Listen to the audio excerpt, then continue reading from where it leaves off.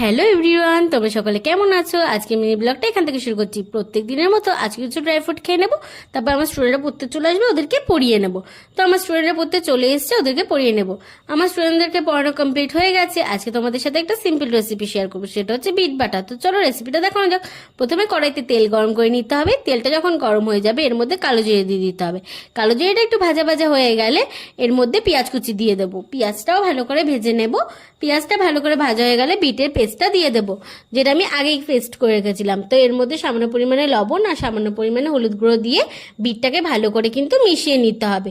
বিটটাকে ভালো করে মেশাতে মেশাতে যখন বিটটা একটু শুকনো শুকনো হয়ে যাবে তখন কিন্তু আমরা এর মধ্যে দিয়ে দেবো চিনি। চিনিটা দিয়ে ভালো করে বিটটাকে মিশিয়ে নিলে রেডি হয়ে যাবে বিট বাটা। তো বিট বাটা দেখো একদম রেডি হয়ে গেছে বন্ধুরা। তো বিট বাটা দিয়ে বন্ধুরা আমি ভাত খেতে থাকি, আর তোমরা আমার চ্যানেলটা সাবস্ক্রাইব করে দিও, কমেন্ট করো আর লাইক করো, আর সবাইকে টাটা।